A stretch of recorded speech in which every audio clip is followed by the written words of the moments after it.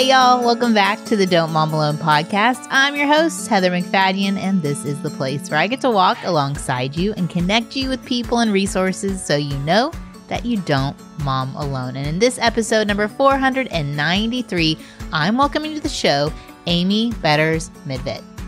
And then we want to look at that kid and realize they're right there in front of us. And we have all these other minutes to still connect and focus and to build this new relationship with them. And this relationship can last an entire lifetime. It can last forever. It's not 18 years. They don't leave and you never see them again. If you connect and are in relationship with this new version, you are going to find so much joy and so many things that are amazing and cool. Amy is the mom to 5 children ages 12 to 22 who just all happen to be living at home this year.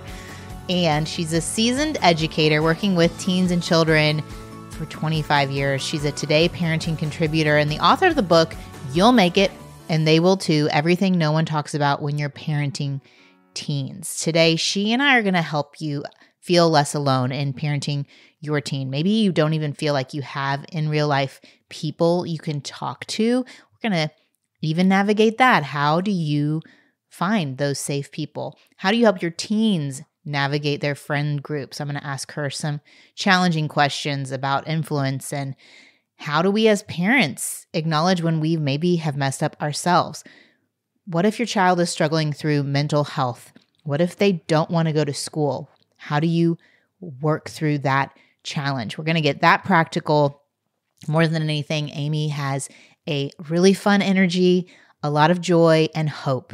And I hope you get that out of this conversation. So let's get right to it. Here we go. Amy, welcome to the Don't Mom Alone podcast. I am so excited to be here. Thank you so much for having me. This is We're already having too much fun, right? I know, exactly. We're like, oh man, where's this conversation going to go is the question. All the places. So sometimes I have people who are counselors or parenting guru people to talk about different topics. And sometimes I have friends, like peers that can say, hey, and then a mentor. And I feel like you fit in the peer mentor situation because you're still in it. Yes. But you also have some perspective, which is helpful. Yes. You're not like forgetting. No. You're not rose-colored glasses on like things that really are hard, you know? Correct. And your subtitle of your new book, Everything No One Wants to Talk About Parenting Teens. Yes. Oh, yes. It's all in there. Because it becomes their story. Absolutely. And sometimes when we're in the same school communities, we can't say all the things. Absolutely true. Absolutely true. So hard.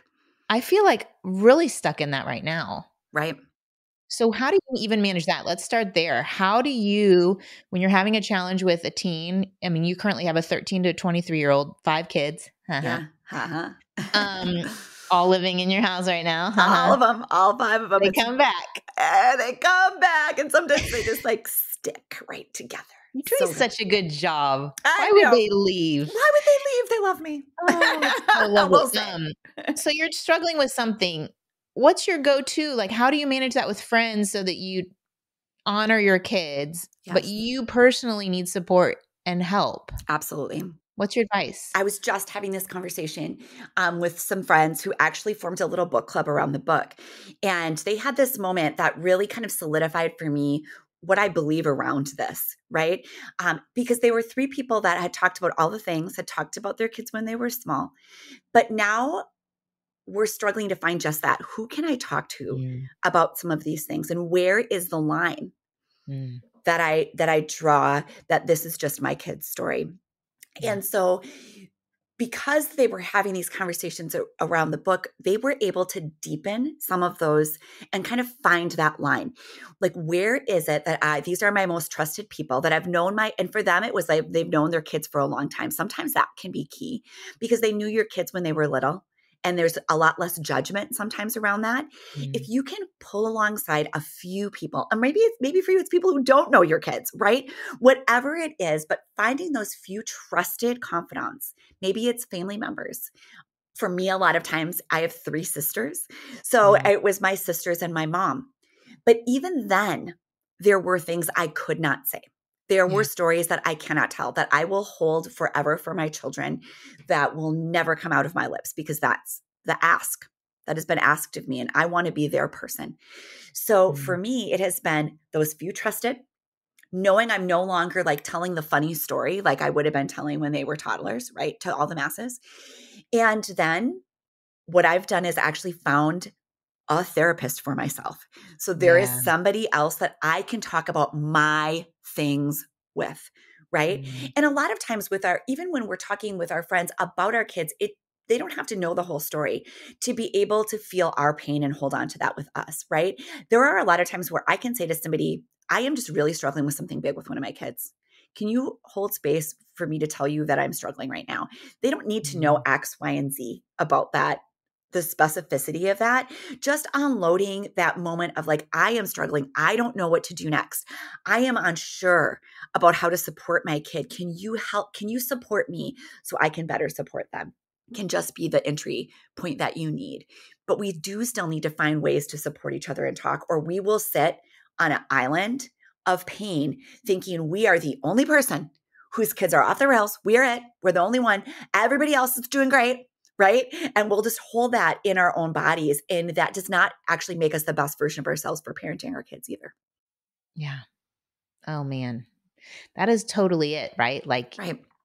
you could think I did all of the right things all the way up to this point, and now they're their own people going off. Yeah. And you think, I don't remember teaching that one Right. Like, actually, I know I said not to do that. That was or actually in the no modeling list. that. Right. That wasn't a modeling thing. They're like, they follow what you do, not what you say. I'm like, No. no, no, they Uh-uh. don't. They No, do they not. don't. They just do their thing. They do their own thing, which sometimes can be extremely surprising. So surprising. So surprising. Yeah. Okay. How do you handle if there's another family involved? Have you had that situation? Yes. What if you know something about another person's kid? My gosh, it's one of the hardest things. What do you do? I think that really depends on the overall relationship that you Mhm. have with the kid and with the family. Is it going to be well received? Is it not? I'm an educator. So I'm also like in my job a mandatory reporter, right? Oh, right. When it's like when So it's a if there's safety. something that's a safety issue, so I know that route, right? If it's just something your kid was in the weeds with my kid and like getting the tattoo in the back of the van with my child at the time when she decided that was like her next best move, Like if your right? children are both making a bad decision. Self making a bad decision. And I have a good Yeah. relationship with that parent. I am absolutely going to include that parent. But I'm going to also talk to the kids because I try to have that good relationship with my kids' friends as much as I can as well. So there's also a certain amount of encouraging you can do with the teens to say, listen, this is something like, okay, I already know about it. My kid is already, this is what's already happening over here. Can you go forth now and talk to your parent, or is that something you'd like me to help you with? Right. Because this is kind of becoming a bigger situation if you can, right? Because I do think there's those moments where we do need to stick together as parents and be real clear. And I've tried to be real clear. Like if my kid is the one doing it, and I've had parents say that right to me, can you please tell me? Can we please be on the same Yeah. page together as much as we can? And now there are other situations where it's not going to be well received, or it's not something that really is like tangentially. I've heard this X, Y, and Z. I'm not going to go down those roads.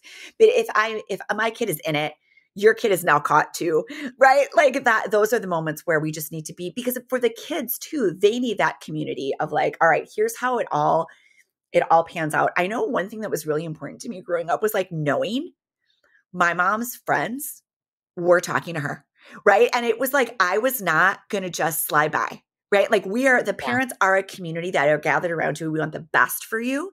And your whole community at large wants the best for you. So we Mm. need to be pretty transparent when we see our kids doing things publicly that are not okay.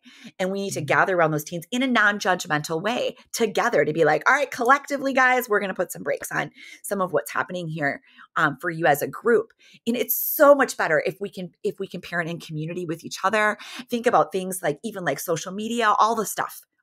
If we can be in it together and pull alongside them together, that's where we have to kind of be at least talking a little bit with each other. And I have stories of boys where that has been true, and I have stories of boys where that's not true. like certain classes where I just don't know the parents Right. at all, and there's Right. not really an openness to hang out. Others where we know each other so well that all the moms will have dinner and something gets shared, and then that mom goes home, and then it becomes this whole like, Right. oh shoot, guys, when I shared that at dinner, that wasn't meant to be told to your child. But then at the same time, we just like you were like, yeah, but it's good that they know we're talking. Right. Right. It's like this balance of like, It's like a dance. It's like a crazy dance. it feels real hard. Like, It is. And we're going to mess up. That's the other thing. We are man. going to mess up 1,000 times. And we just have to know that and tell our kids, like, I did this thing because I thought it was the next best move. And you know what? It was not. I messed up. I should not have done this. And I apologize. And that is one of the most key important things. Where I get in the weeds is when I think I needed to have gotten it right and I didn't. And somehow I need to like hide that or try to get it right or like try to like shine it up for myself. Like, well, it's actually good or it's actually okay. Like sometimes it's actually not okay. I actually messed that completely up and I am so sorry. And who do I need to repair with? Right. And is it my kid? Is it someone else? Whoever it is. But going into that repair mode to say, I am sorry, what can I do to earn back your trust? Because guess what, kid, you will find yourself in that seat 1,000 times. And so this is my opportunity to model what happens when you mess up. Like, I'm not going to try to hide it. I'm not going to try to run from it. I am going to try to show you what it's like to humbly say, oops. Because 1,000 times our kids are going to, I mean, way more than we are, I hope, are going to have to 1,000 times say, oops, mom and dad, mom, whoever, I goofed this up. I messed up.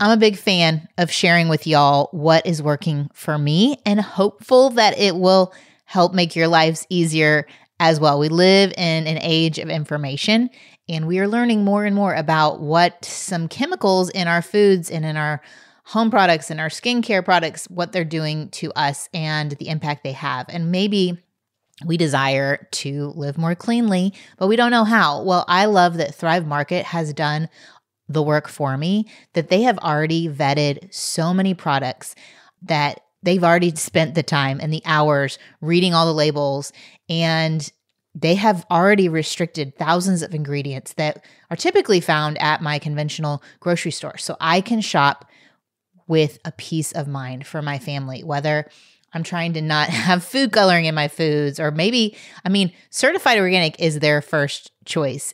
Every single product is vetted by their expert team of product innovators and category managers. Even if it's the most natural, ethical, and sustainable option, they want to make sure it tastes good. And I have found that to be true. They are on a mission too to make these healthy and sustainable choices available for everyone. And so I have found them, I get real discounts when I use Thrive Market. I save money on every order. So I want you to try it out.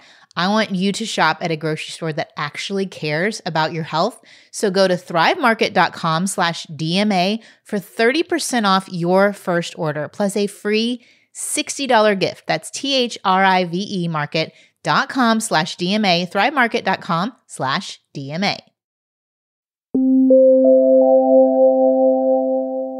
And you talk about the first pancake. Tell me about this. This is parenting your first teen, right? Like, yes. Such a learning curve, because like what you're saying, like I would say that to my oldest. I would say, I am, so sorry. This is the first time I've ever had a sophomore in high school. The first time I've ever had a junior in high school. Like, name the stage. Amen. First time I've ever sent someone off to college. Like, I don't have a roadmap for this. Right. And even though I've done it with one, like we just said, they're all so unique. Yes. I can't take plays from that route and think it's going to work again on this game. Absolutely not. You absolutely cannot. No, it's all so different. That first pancake, I think what they can teach us is not the playbook, but it is like for parenting, this is how I'm going to do it. It's okay, I'm not going to do that again. I'm not going to do that again. I call them Titanic moments. Like, here's the iceberg. Just avoid that. Just avoid that. I'll be your Titanic and let you know there is an iceberg right there. Yes. Just so you know. Yep. Like, that was just a no. That's a no. That's a no. Got it. And so from that, we can become more solid and more trusting of what doesn't work and the things that sort of did. And most of it's internal. Most of it's how I'm reacting. It's not the exact thing we're saying or doing. It's that I am not freaking out and yelling, right? It's like, I am not losing my mind and grounding you for 3 months.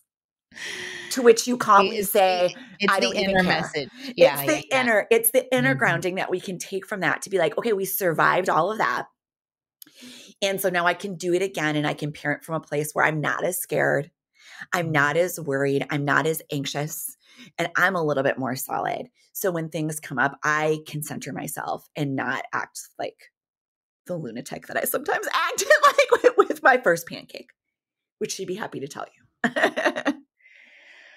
Yeah. And I just think it's one of those things. I view it kind of like tantrums with 2-year-olds and how I responded with my first versus my last. I've said this on the podcast before, but the tantrum in my kitchen is a lot less publicly humiliating than the teen. Yes. You know?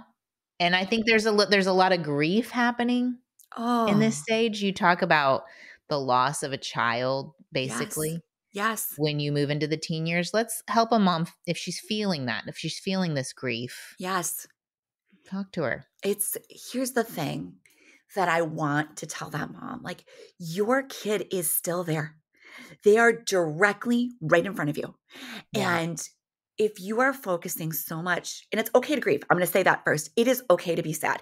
You need to actually have those feelings and work through them. The more I tried to shed them or push them aside or pretend they weren't happening, it didn't make them go away. Yeah. What helped was to acknowledge, I miss that little curly-haired girl who used to give me that series of kisses every time she walked out the door, right? And who hugged my neck so tight. I miss that. Why am I crying already? I know. What is going on with me? It's okay. I don't even have a little girl. I know, but you can picture those moments with your boys, right? Where they just loved you. Or our friend's little girl. I mean, I think too, like, you see the TikToks of the girls in the college these days, and I'm like, where did they go? They were in ballet class, and now they're shaking their group thing. They are the TikTok. On the TikTok, where we are like, what is even happening? And that's the moment. I'm not judging them. I'm just saying, like, I could imagine that you have this grief that it is. This is a totally different person. And you're saying it's not. It's not. It feels like it is. And I remember one of the times when I did lose it, and I really was yelling. And I was really off the rails, and I was really scared. I was really scared about some of the things that this girl was doing that I thought she would never do, because when they're little, they are never going to make a mistake, right? They are perfect. And I was modeled perfect behavior. I modeled perfect behavior. We're set. I've done all the right things. We're good to go. And then they go in their own human selves. As God made them, right? And they're as they are supposed to be. And I'm looking at this tall, beautiful, like semi-adult human. And I am just giving her the riot act because I am so scared. And I could see in her eyes, 2-year-old her looking back at me scared. I was actually scaring her. And I thought that 2-year-old is still, every one of those iterations of that girl are in there. And I am not showing up for that person. I'm not showing up for who she is right now. And it's not fair. It's not fair for me just to constantly grieve her and say, oh, you used to. All I'm doing is causing her to feel bad about who she is right now, which causes them to not want to connect and talk to you. Who wants to talk to someone who's only focused on like how you used to be and how that was so great and how now is just a hot mess? Like, you're now a dumpster fire. Gee, I wish you were this other version, right? And so we're giving that message. So we want to grieve our thing. And then we want to look at that kid and realize they're right there in front of us. And we have all these other minutes to still connect and focus and to build this new relationship with them. And this relationship can last an entire lifetime. It can last forever. It's not 18 years. They don't leave and you never see them again. If you connect and are in relationship with this new version, you are going to find so much joy and so many things that are amazing and cool. I mean, my kids have shown me some really great things on the TikTok, right? Like, I've even gone on. I've got some videos on TikTok, and I've had like some of my kids' friends actually came and said, I'm saving your TikToks. I love them. Keep them coming, about parenting. because there is this connection to who they are now and an acknowledgement of the really amazing things. So it's okay. They're still there. There's so many good things, and you can still find them, and you will find them. I promise. I promise you. That's good. Yeah, I think I did that yesterday. I think I told a son, "You used to love animals. Right. Do you not love animals anymore? What's happening?" What do you love now? So confusing. So confusing. One question I did want to ask, I'm selfish, is one thing with teens, you talked about their friends just now. Like Yes. their friends are watching, you're connecting. It sounds like you have really great connections with your kids' friends too. My question is, I've had all different versions where the challenge is maybe finding friends. Oh, yes. And then I've had my husband and I are like, well, which is worse, no friends or bad influences? At least they have some friends. Yes. And But I hate saying that out loud, but I know there's a mom listening that's the situation she's in because I've gone in and out of that before. Yeah. So, as have we. okay. It's 5 kids, all very different. Their friend groups have been all very different. And there's been Yeah. different iterations of friend groups. And I write about in the book how like that was unexpected for me that these friend groups were going to change. And then new friends were going to come in that I didn't know their families.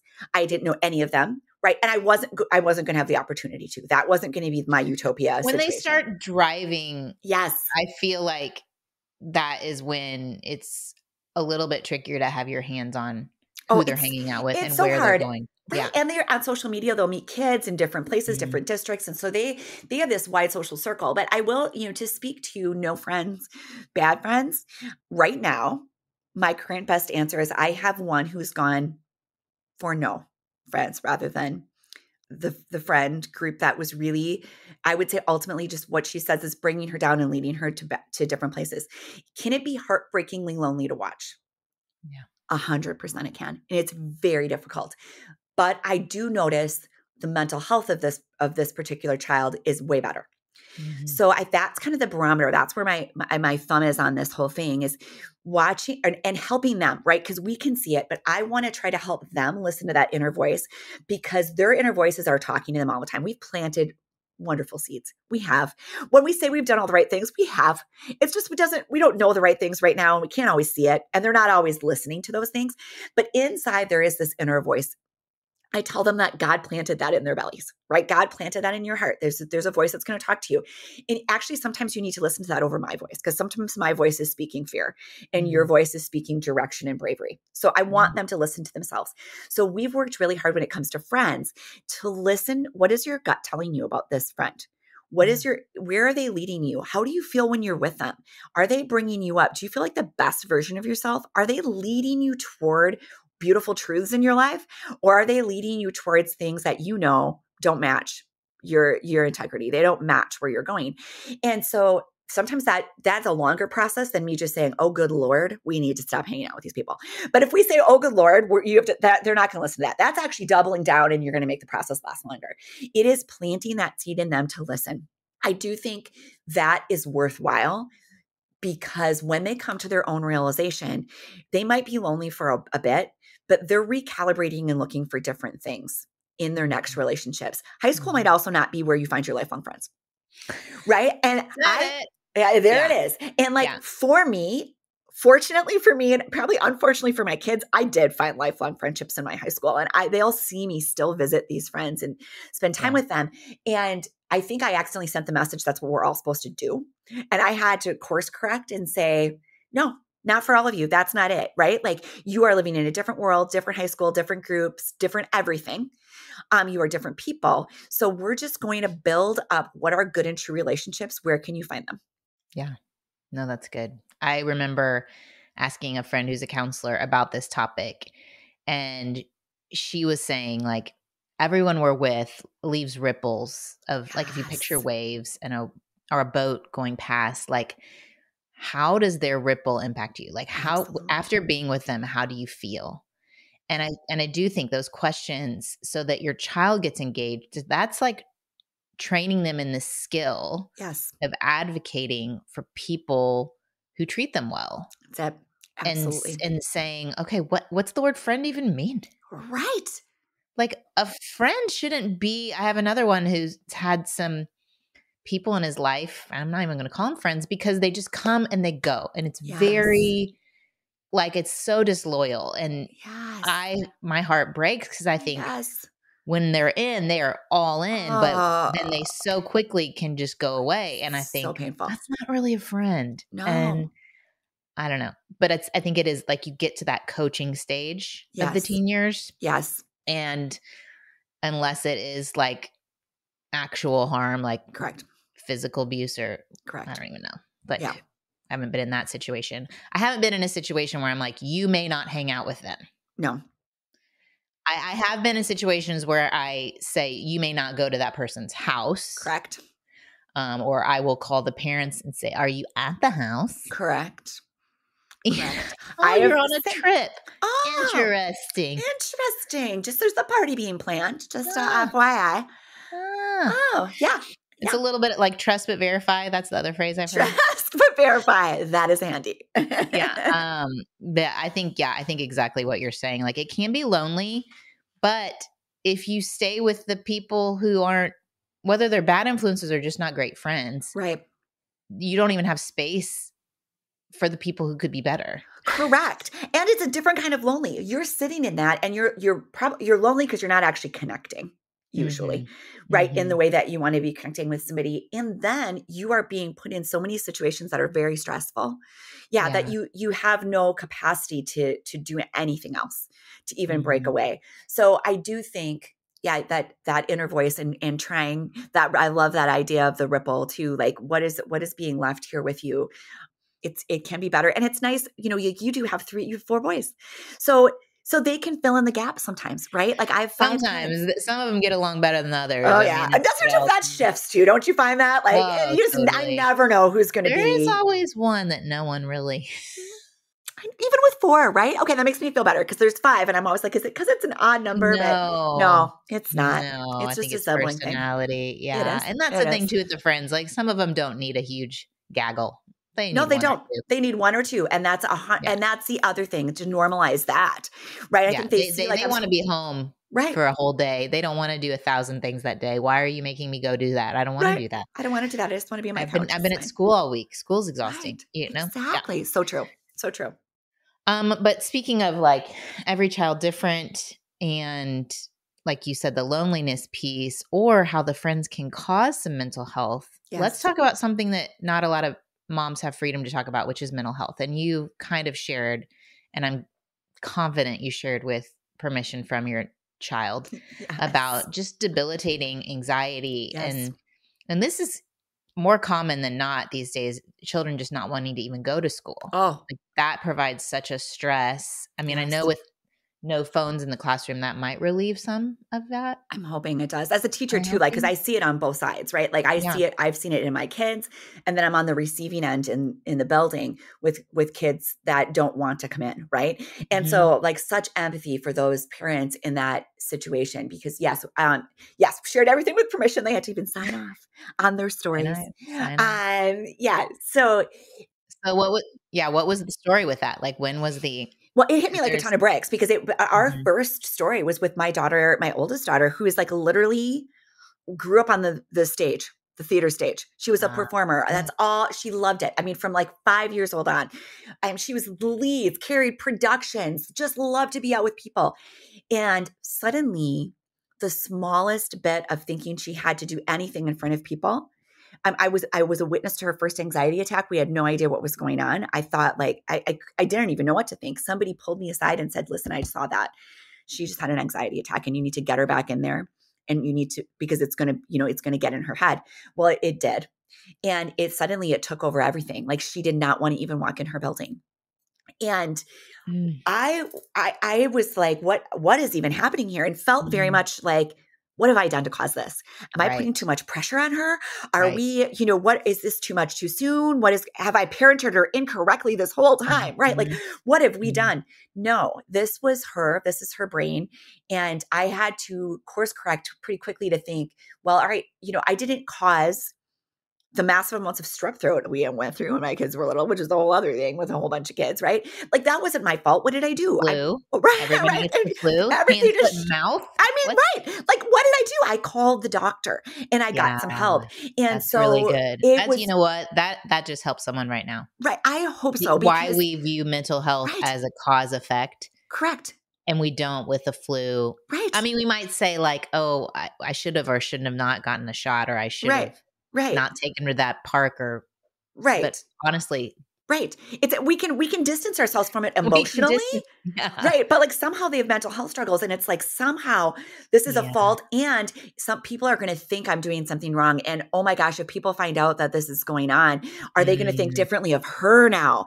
And like, so now I'm trying to like, mm, shield all the things and put it underground. And that's so much for them to carry because suddenly when I'm acting that way, there's shame around her anxiety attack for her. And so she's starting to think of something really big wrong with me. And so it's this snowball. And so to back that train up and say, listen, we're going to call our pediatrician because yeah. that's what we do when something is going awry. And we are going to get you some help. And that help unfortunately looks a lot different than, oh, here's your antibiotic. You're going to feel better in 24 to 48 hours and you can go back to Right. school. It is not Right. that. When Yeah. something happens with mental health, the road is much longer, much harder, and you have to stick with it in a way that you are able to say, I've got you, right? I Mhm. love you. You're okay. It's fine to be a mess. It's okay to feel like you're not okay. It's okay to feel like you're broken in a million pieces. That's part of being a human person. People go through this and they get to the other side where you're not going to feel like you're broken in a million pieces anymore. Because Mhm. and we've gone through different this path with more than one kid. It's looked different in Mhm. each kid. The triggers have Mhm. been different. The healing has been different. And so knowing that, but then seeing in particular, my lucky first pancake who got to go through it first, right? Got to be that model of look, it was a long road, but she's okay. And now she actually ended up going to school. She's since changed her major for musical theater, right? And getting back Oh. in it. So she was able to get back in it and she's performing. She's back in for actually music and music production. And she's back in the things she loved. But for a while, she was like, am I even going to be able to do what I love? Right. And so to Mhm. watch someone come through that full circle and then realize we need to take care of our brains in a different way if we're prone to some mental health things. What are Yeah. those things that we're going to do to take care of ourselves that are Mhm. different? And so we've had so many conversations about that. And if you're in that and you're with that with your kid, you can do it. You absolutely can do it. You just need to surround yourself with the right people and be Mhm. there for your kid and let them know it's just fine. People get through this all the time. Who are the right people? Oh, yes. So for us, the right person, first of all, was our pediatrician because sometimes Yeah. and for our kids, there have been different medical pieces that needed to be addressed. Interesting. Like what kind of pieces can be So for our daughter who had anxiety, her crippling anxiety actually turned out to be ADHD. We had no idea. She was interesting? super high performing, like 4.3 grade point average, all the AP classes. It was affecting her in different ways that weren't academic. So Mm. if we would not have treated her ADHD, her anxiety very likely would not have resolved like it would. We had another when he was little actually had something kind of akin to like a pandas, right? That was Oh. causing some of these issues for him as a younger kid. So, right? Like I had never heard of such a thing. So you need to get in there and get a medical workup. And Yeah. the pediatrician also can help you understand to what degree is your child feeling this way? Is there depression? Is there anxiety? Is there ADHD? Is there undiagnosed autism? What is happening underneath this? And they can set you up with the right mental health professionals, which is also sometimes a better track for getting in and getting your appointments, Yeah. right? Like this is the stuff that's going on. And then we've coupled always with mental health. And that arena is able to do a whole workup and discern what is happening for your child and what kind of treatments then do they need. It may just be therapy, it may be medication. You're not, it may be some combination Mm. thereof. So getting that team around you is so crucial. And then figuring out that root cause for your kid. And it can be surprising. Like I would just assume, especially as an educator, I would go in kind of like, well, I kind of know, I know what it looks like to have ADHD. You're fine. Nope, not fine at all. So, so like and for me to have to then sit with that and say, I missed that in my kid, where I didn't miss it in some of my other kids was extremely humbling Mhm. but so important for me to remove my ego from that whole thing and get them exactly where it was I needed to be. And it was a complete game changer.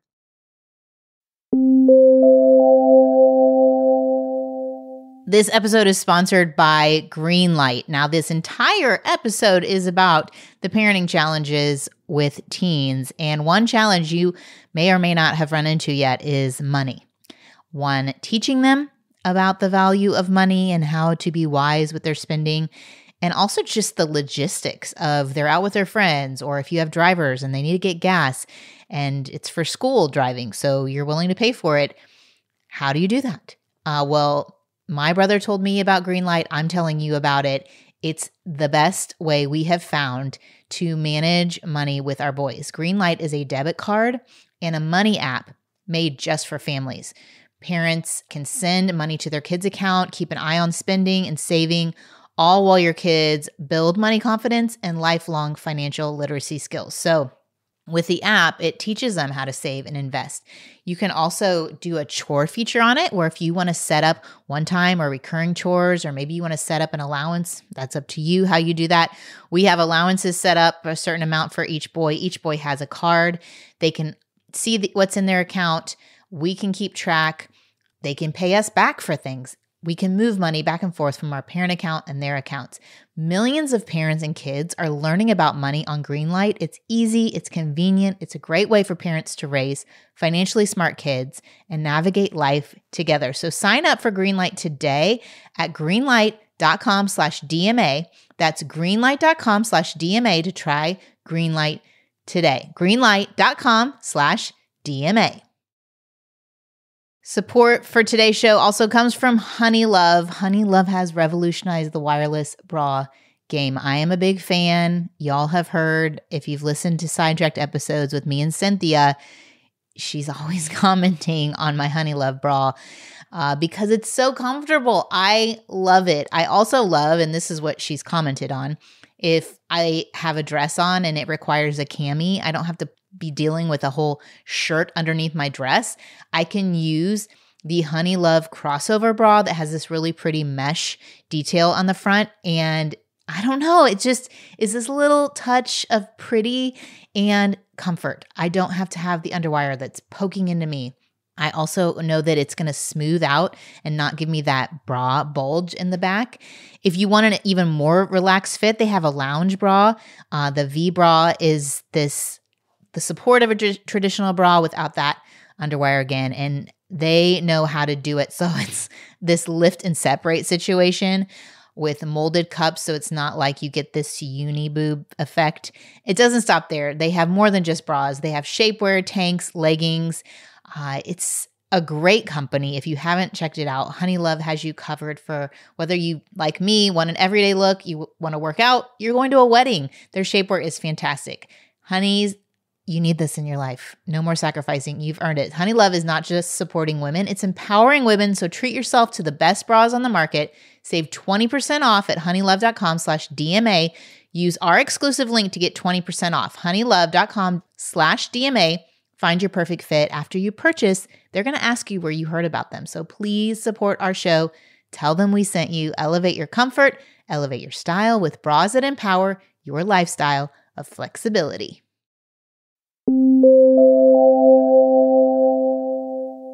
A friend of ours owns a brain treatment center and offered us very kindly EEGs for everybody's brain. Oh, so cool. And everyone's brain is so different. Like we were just talking about. Right. All so different, all struggling in such unique ways. And yeah, that fight or flight is for real. It is. And it can be triggering in that part of the brain. And then it's like, then you get other behaviors because they're trying to stay safe. They're trying to feel safe. Absolutely. And so I do think, having that therapist come in and work through some behavior patterns that have happened because of the root cause. Absolutely. Anyway, I love how you're saying, it can be it's not just a like, let's talk about your feelings conversation. Here's the Calm app. Why don't you take Here's that? The Calm app. I believe that was one of my strategies at the beginning. Like, how about we try this guided meditation before you go into school? Like, well, she, somewhere in her brain, she knew she was missing all these cues that were happening during her day. And it was making her so incredibly anxious, as it would. There was no Calm app that was going to, that's a great app. Use it. Wonderful. But it wasn't the right thing for that situation. And as a theater person who also has some like probably ADHD, anxiety myself, that's what you love about the theater. You know Right. exactly the lines and what your role is, and you can excel in it, and you feel like, oh my gosh, I love that you just said that. That never has occurred to me. That makes so much sense. it's all planned out. And that was her thing. That was getting her through all those years. Oh my gosh, you just gave me, like, I just feel like a piece of the puzzle just fell right into place for me. Thank you for that. And especially with girls. I mean, I've Sure. interviewed Sissy Goff on talking about anxiety. Yes. She talks about with girl dynamics, there's the conversation that's here, my hands up by my head, and then there's one down here. Yes. And when you have the ADHD and the anxiety, you're missing. Yes. And so you struggle with girl friendships anyway. Yes. That is such a big thing. And I think that was such a big thing for her. And she did find like a friend group eventually that was able to bridge that gap for her. Like they were just those, but also I think that those are the kids who hang in those spaces. Yeah. Right? My right? people. Yes. My I people. love it. Your people. A little bit awkward, a little bit quirky. They're my favorite people. It's my favorite group. Always we don't know how to pretend. Right. I'm so sorry. It's all out there. And that's the most beautiful conversations you can have with any. Yeah. If you're raising that daughter, just hello, here I am. Look at you go. Let me be the shining light of hope for you. Yes. That you can be a functional adult. Yes. One day. Thank you. It's yeah, beautiful. no, I think, man, it's a challenge. And if your child does have a mental health challenge right now and they're not going to school, that's something a mom may be listening right now. Like that's her week this week. When you get into mid-September or October, the excitement of a new year is kind of gone and the challenges are increasing. And I think these dynamics start hitting. They really do. How did you manage that? It was really getting them there. Right. So it was, and I just am picturing myself sitting in this car right now. You're putting me right back in this moment where I'm like up in front of the high school and there's a kid sitting next to me in the car that is just sobbing. And they're like, I can't do it. I can't do it. I can't do it. So partnering with the school was key for us. Like who is going to be the safe person on the other side that you can picture, that you can be with. And sometimes that's a friend. Other times it's a teacher, especially for a kid who's struggling with friendships. Who is that person? Who can I help my kid connect with? Involving the school, like their counseling room, like this is what's going on. You have to involve everybody, attendance, the whole 9 yards, because people have to understand like this kid is not just refusing to go to school because they're like trying to be truant, right? This is what's going on for this kid. Yeah. What plan can we make? And so partnering with the school and having a plan was absolutely key. And so that can be really hard because you feel as a parent, like I shouldn't have to do this. My kid should be supposed to school. No, partner with the school, bring them in. They should, and speaking as an educator, they should meet you. And you should be able to say like, what is the plan for getting this kid in?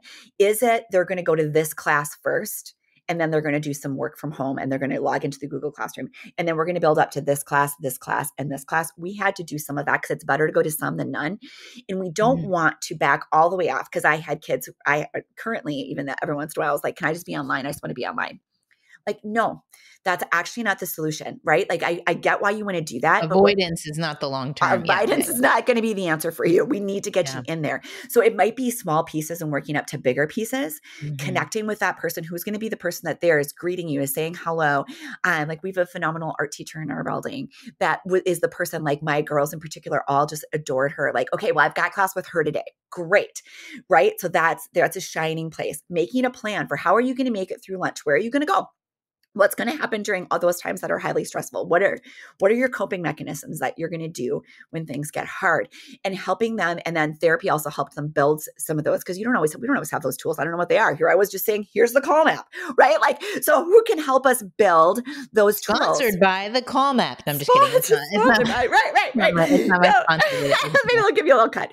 But right. So what are those strategies that we can give them? Because I'm in particularly thinking about high schoolers where it's more difficult. My middle schooler, it was a little easier because there's more hands-on, from teachers and staff. But the high school this is not new to them. They have kids all over the place, not wanting to come in and disappearing.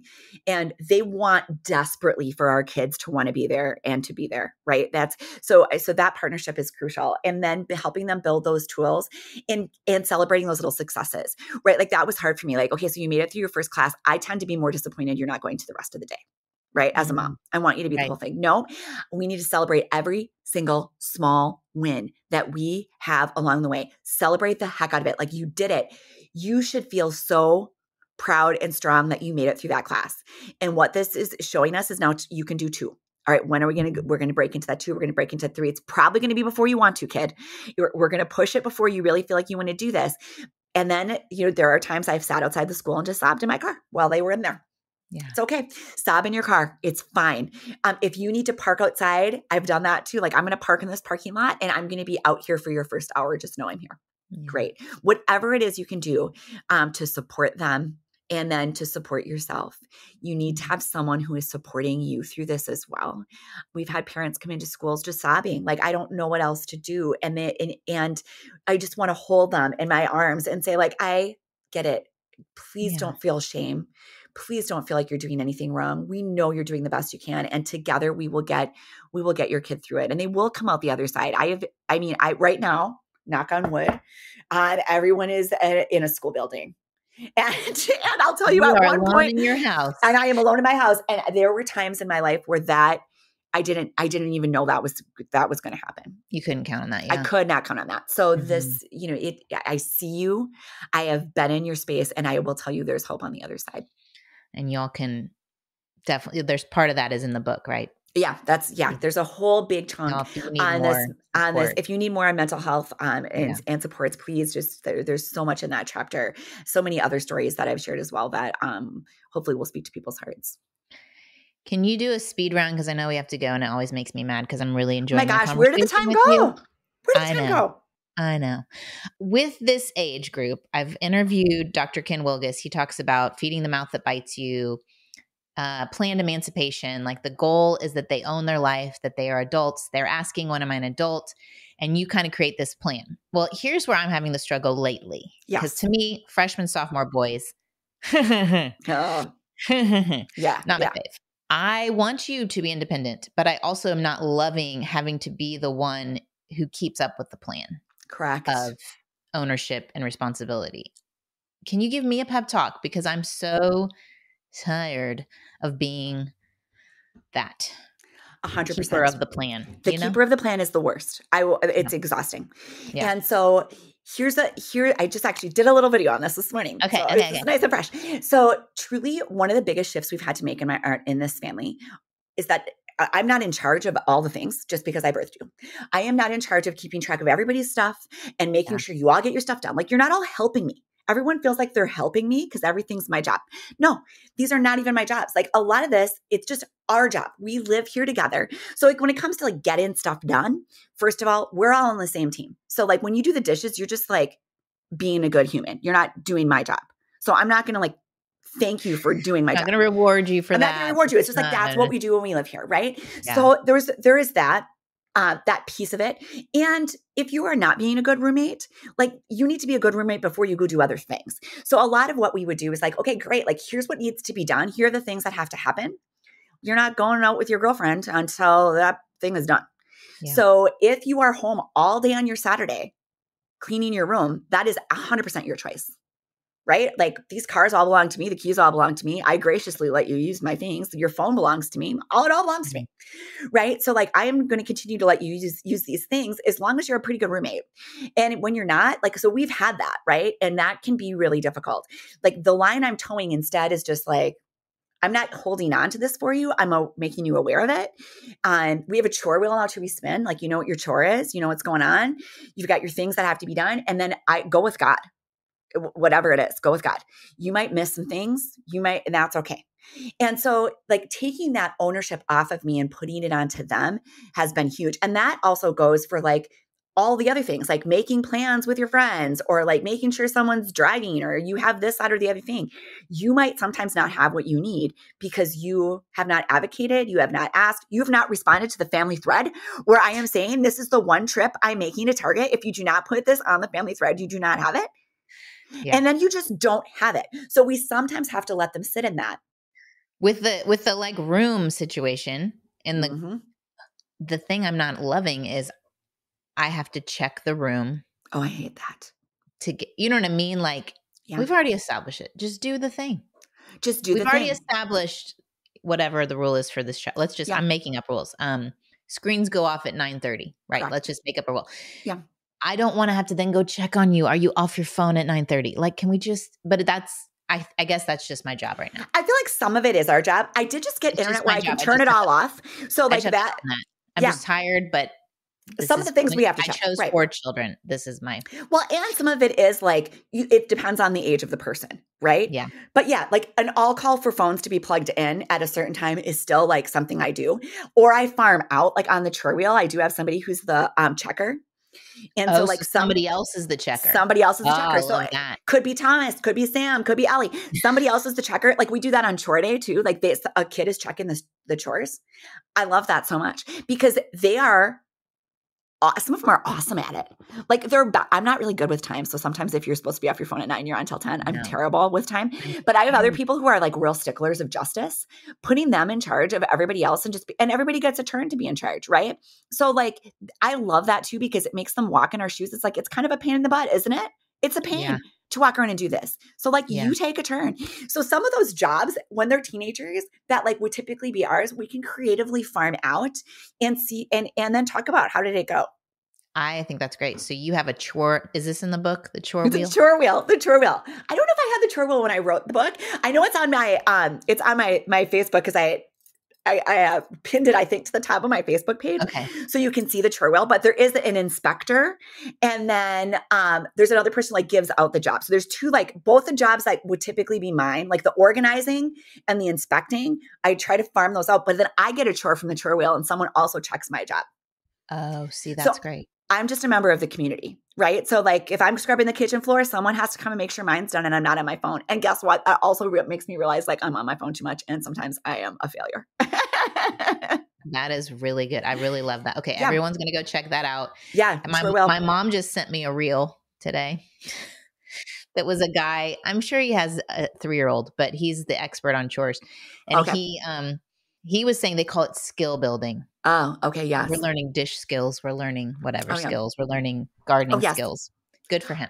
That's good. Well, I did send the other day to the family thread a 1-minute video of how fast it takes to clean a toilet and what is the proper technique. So you may also find yourself doing things like that. Skills. Well, I'm like, I was skill building toilets because clearly no one has understood the value of the toilet brush and how it can actually take 1 minute. 1 minute. 1 minute. No, Come on, people. I might be implementing. I'm so thankful. Well, Amy, such a delight to get to chat with you. Thank you for talking about things that no one talks about with parenting teens. Thank you for having me. This was just a delight. We'll need to do it again. Okay. I love that. Yes, absolutely. Right.